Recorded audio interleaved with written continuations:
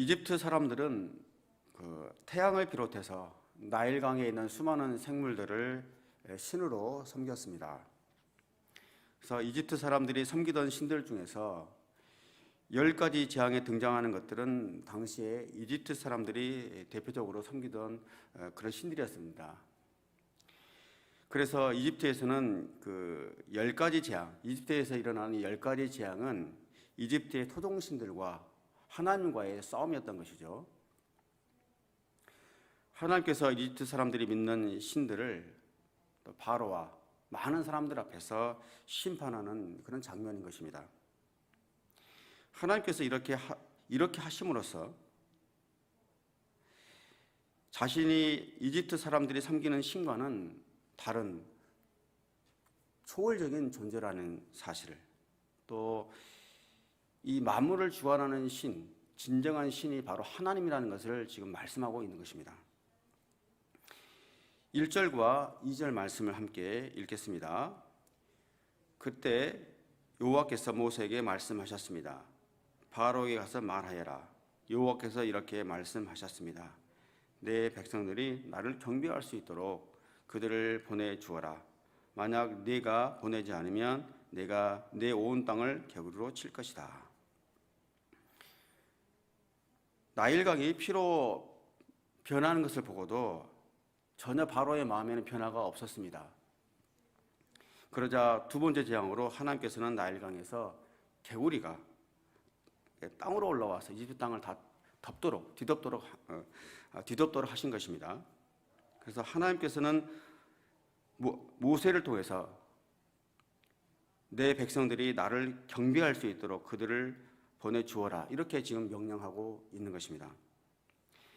근데 생각해보면 이스라엘 백성들뿐만 아니라 하나님께서 인간을 창조하신 목적, 그것은 하나님을 경배할 수 있도록, 하나님을 찬양하도록 인간을 만드셨지 않습니까? 그래서 우리가 구원받는 목적도 하나님을 섬기고 예배하기 위해서 우리가 또 구원을 받은 것입니다. 여기서 보면 또 하나님께서 이스라엘 백성들을 내 백성이라 이렇게 구별하여 부르고 있습니다. 현재는 내 백성이 사탄의 세력, 바로의 그 지배하에 있지만 내가 선택한 나의 백성, 하나님의 백성들이고, 이들은 이 내 백성들을 반드시 이집트에서 구출해낼 것이고 내 백성들을 통해서 내가 섬김을, 예배를 받을 것이다, 이렇게 말씀을 하시는 거죠. 그래서 내 백성들을 위해서 내가 지금부터 이집트 땅을 심판하게 될 것이다, 이렇게 하나님께서 이스라엘 백성들을 향한 구원, 또 이집트 땅과 그런 백성들을 향한 심판에 대해서 지금 말씀하고 있는 것입니다. 다시 말해서 이런 구원과 심판을 주도하고 주관하시는 분이 바로 하나님, 나다, 이렇게 말씀하고 있는 것이죠. 나일강이 그 생명의 근원을 상징을 하죠. 생명의 근원. 그리고 개구리는 반면에 풍요와 다산을 상징한다고 볼 수 있겠습니다. 개구리가 알을 낳으면 수백 개, 수천 개의 알을 낳지 않습니까? 저도 어렸을 때 이제 냇물, 시냇물에 가게 되면 개구리들이 알을 낳는 것을 보게 되면 알이 어마어마합니다. 한번 부화하게 개구리들이 부화를 하게 되면 엄청납니다, 그 수가. 그래서 이렇게 이집트에는 개구리 모양의 머리를 가진 헤카라는 여신이 있다고 했어요. 헤카라는 여신이 있었다고 합니다. 그래서 왕성한 번식력을 가지고 있기 때문에 그런 풍요와 다산을 상징하는 헤카라는 여신을 숭배하고 있었던 것이죠. 나일강을 피로 만든 기적이 생명의 근원을 끊어내는 재앙이었다면, 개구리 재앙은 당시 풍요의 신으로 섬기는 개구리로 집과 또 침실과 침대와 또 반죽그릇까지, 밥그릇까지 덮치게 한 것입니다. 그래서 풍요의 신으로 하여금 모든 온 땅을 뒤덮게 하는 그런 재앙이었던 것입니다. 그래서 개구리 숭배가 얼마나 한심한 일인지를 분명하게 보여주는 사건입니다. 7절과 8절 함께 읽겠습니다. 한번 읽어보겠습니다. 그러나 마술사들도 자기들의 비법으로 똑같이 해서 개구리들이 이집트 땅에 올라오게 했습니다. 바로가 모세와 아론을 불러서는 말했습니다. 여호와께 간구해 나와 내 백성들에게서 개구리들이 물러나게 해달라고 하라. 그러면 내가 이 백성들을 보내 여호와께 제사를 드릴 수 있게 해주겠다. 이집트의 마술사들도 자기들의 비법으로 개구리를 땅으로 올라오게 했습니다. 자기들의 재주로 땅으로 올라오게 했어요. 그런데 8절의 바로의 반응을 봤을 때는 올라오기는 했는데 다시 강으로는 돌려보내지 못했던 것 같아요. 그래서 바로가 할 수 없이 모세와 아론을 불러서 하나님께 개구리를 물러나게 해달라고 기도하라. 그러면 이스라엘 백성들을 보내서 하나님께 제사를 드릴 수 있게 해주겠다. 이렇게 약속을 합니다. 어떤 면에서는 바로가 처음으로 하나님을 인정하는 장면이에요. 지금까지는 계속 부인하다가, 물론 이제 진실한 마음은 아니었지만 하나님으로부터 온 재앙이라는 것을 처음으로 시인하는 모습입니다. 그리고 이스라엘 백성들에게 출애굽을 허락하는 최초의 반응을 보입니다. 이 대목에서 저희가 한번 묵상해 볼 수 있는 부분은 마술사들에게 준 재주입니다. 우리에게도 하나님께 주신 재능, 달란트가 있습니다. 그렇죠? 근데 이 재능이 누구를 위해서 또 무엇을 위해서 사용되는가가 매우 중요한 것 같습니다.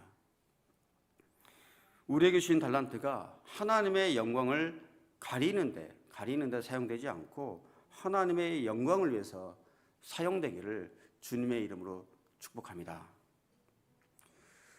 구절을 보면 모세가 제가 당신과 당신의 신하들과 당신의 백성들을 위해 언제 개구리들이 당신과 당신의 집에서 사라지고 나일강에만 있게 해달라고 기도할지 당신이 정하도록 하십시오. 이렇게 또 말을 합니다. 여기 보면 왜 바로에게 네가 때를 정하라, 시간을 정하라 이렇게 했을까요? 그렇게 하지 않으면 또 개구리들이 사라지게 되면 우연한 일이라고 생각을 할 거지 않습니까? 그래서 때를 정하게 해놓고 그 시간에 개구리들이 사라지게 된다면 하나님께서 행하셨다는 것을 분명히 알게 되기 때문에 때를 정하라고 한 거죠. 그런데 바로의 반응이 어떻습니까? 저 같으면 지금 당장 떠나게 해 주십시오라고 이렇게 했을 텐데 내일 하도록 하여라 이렇게 이야기합니다. 내일. 혹시나 오늘 저녁이라도 개구리가 사라지면 약속을 번복하고 싶은 그런 여지를 또 남겨두고 싶었던 거죠. 그래서 이 위급한 정말 절체절명의 이런 순간에도 하나님을 진실로 믿지 못하는 그런 인간의 고집이라고 할까, 그런 완악함, 이런 것들이 얼마나 지독한지를 또 한번 느끼게 됩니다. 마지막으로 12절에서 15절까지의 말씀 함께 읽겠습니다. 시작. 모세와 아론은 바로에게서 물러나왔습니다. 모세는 바로에게 닥쳤던 개구리들이 떠나기를 여호와께 부르짖었습니다. 그러자 여호와께서 모세가 말한 대로 해주셨습니다. 개구리들이 집과 뜰과 밭에서 죽었습니다. 그들은 죽은 개구리들을 무더기로 쌓아 올렸습니다. 그 땅에 악취가 났습니다. 그러나 바로는 숨 돌릴 틈이 생기자 또 마음이 강팍해져서 여호와께서 말씀하신 대로 모세와 아론의 말을 듣지 않았습니다.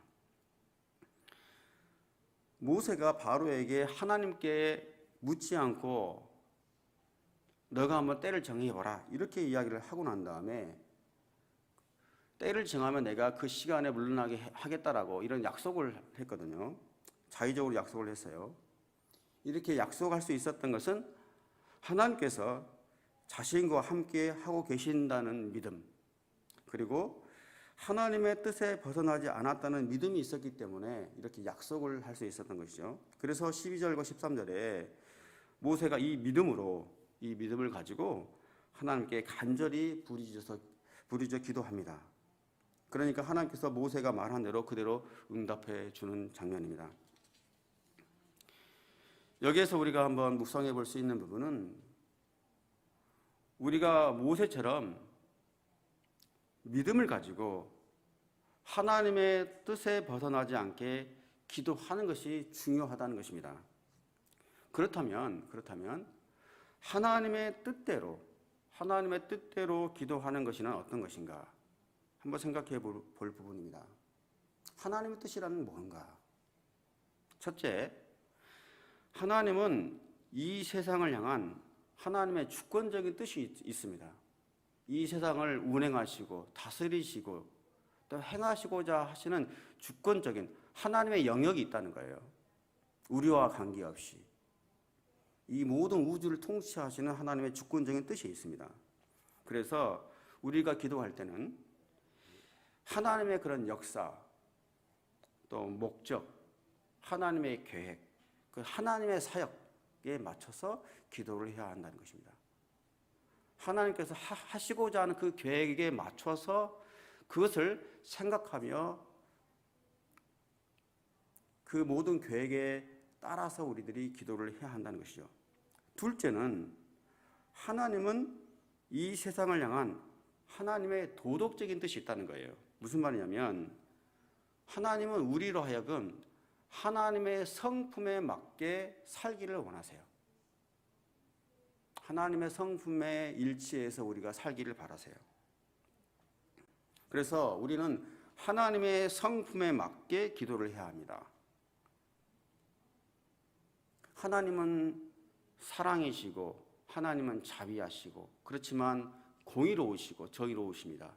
그 하나님의 성품, 의지를 성품 그런 어떤 인격을 의지해서 우리는 기도를 해야 한다는 것이죠. 그러니까 하나님의 그런 사역적인 뜻과 하나님의 인격적인 것을 신뢰함으로 우리는 기도를 해야 한다는 것. 그것이 바로 하나님의 뜻대로 기도하는 것입니다. 이렇게 하나님의 뜻에 따라 구하는 하나님께 합한 기도라면 하나님께서는 들어주실 것이라고 믿고 우리는 담대하게 기도할 수가 있습니다.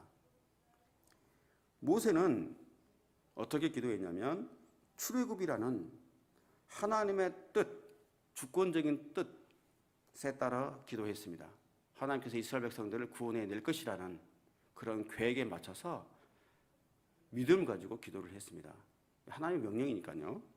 두 번째로 그 사명에 순종하는 자에게는 반드시 응답해 주실 것이라는 하나님의 신실한 성품, 그 하나님의 사명에 순종하는 자에게는 반드시 하나님께서 함께 하시고 응답해 주실 것이라는 하나님의 그런 성실하시고 신실하신 성품을 신뢰했기 때문에 담대하게 기도할 수 있었고 또 응답받을 수가 있었던 것이죠. 우리도 이렇게 하나님의 뜻에 따라 기도하고 또 믿음의 기도로 응답받는 저와 여러분들이 되시기를 주님의 이름으로 축복합니다. 14절을 보시면 개구리들이 집과 뜰과 밭에 죽어서 산더미처럼 쌓이니까 온 땅이 악취로 가득했습니다. 개구리를 우상으로 섬기는 인간의 그런 어리석음, 그런 죄악들이 얼마나 악취나는, 냄새나는 일입니까? 그럼에도 불구하고 15절을 보면 바로가 숨 돌릴 틈이 생기자 또 마음이 강팍해져서 여호와께서 말씀하신 대로 모세와 아론의 말을 듣지 않았다라고 했습니다. 그런데 어디 바로뿐이겠습니까? 우리의 모습도 많이 닮아 있는 것 같아요. 하나님 살려주십시오. 이 문제만은 해결해 주시면 무슨 일이든지 하겠습니다. 이렇게 기도를 하지만 이렇게 죽을 것만 같았던 이 문제가 해결되고 나면 하나님께 드렸던 그런 소원과 약속들을 또 피일차일 또 미루면서 또 잊어버리고 살지 않습니까? 여러분, 하나님을 진심으로 두려워하며 또 경외하기를 원합니다. 하나님을 경홀히 여기는 자, 반드시 망할 수밖에 없고 이보다 더 큰 문제를 자초할 수밖에 없다는 사실을 오늘 말씀을 통해서 앞으로 또 보게 될 본문을 통해서 우리는 알게 될 것입니다. 하나님을 진실로 두려워하되 사랑하며 또 하나님의 자녀답게 하나님의 약속에 신실하게 응답하며 살아가는 저와 여러분들이 되시기를 주님의 이름으로 축복합니다.